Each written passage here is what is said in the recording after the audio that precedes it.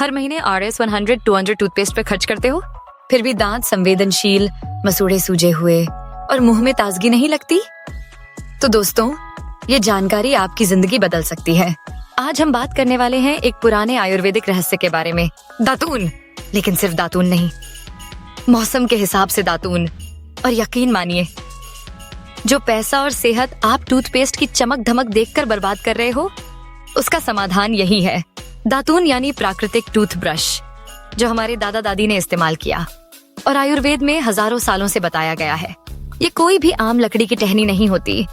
ये होते हैं औषधीय पेड़ों से, जैसे नीम, बबूल, खैर, पीपल। और इन पेड़ों में होते हैं प्राकृतिक एंटीबैक्टीरियल और एंटी इन्फ्लेमेटरी गुण। दातून का उपयोग करने से आप केमिकल्स और प्लास्टिक से मुक्त रहते हैं। यह पूरी तरह से प्राकृतिक है और आपके मुंह की सेहत को बेहतर बनाता है। आयुर्वेद कहता है, हर मौसम के हिसाब से हमारे शरीर का दोष बदलता है।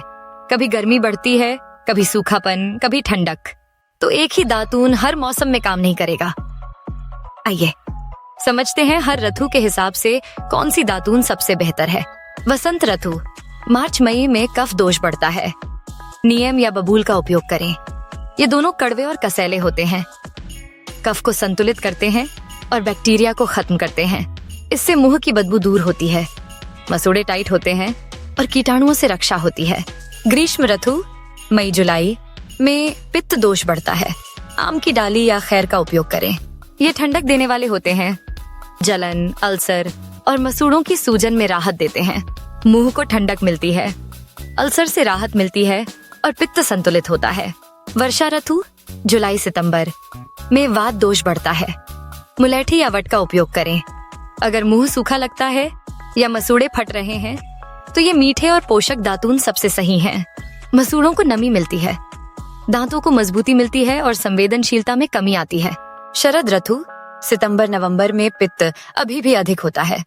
अर्जुन या बेर का उपयोग करें। ये ठंडक और कसैलापन देते हैं। मसूड़ों से खून आना और गर्मी के प्रभाव से मुक्ति मिलती है। घाव भरते हैं, ठंडक मिलती है और मुंह में ताजगी आती है।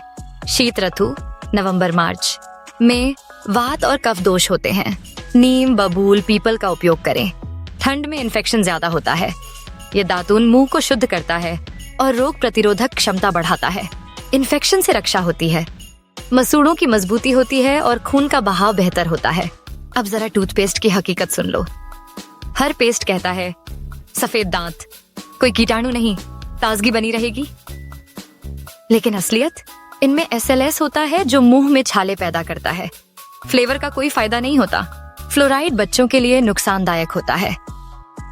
व्हाइटनिंग केमिकल्स इनेमल को घिसते हैं। प्लास्टिक वेस्ट धरती को परेशान करता है और इसके लिए आप RS200 तक देते हो। जबकि दातून मुफ्त, असरदार और पर्यावरण के लिए भी सही। हर दिन ताजी टहनी लें, 6-8 इंच लंबी। एक सिरे को चबाएं जब तक वो ब्रश जैसा ना हो जाए। फिर दांतों और मसूड़ों को धीरे धीरे साफ करें।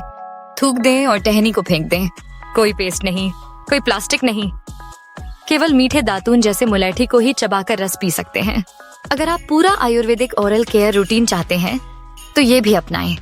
ऑयल पुलिंग, तिल या नारियल तेल से।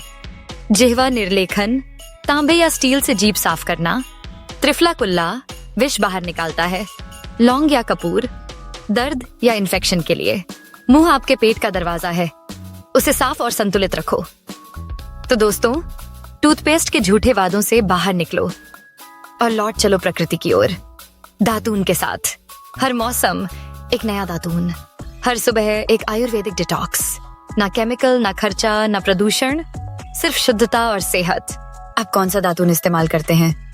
नीम, बबूल, मुलैठी? कमेंट में बताइए। चलिए मिलकर अपनी जड़ों को फिर से अपनाते हैं।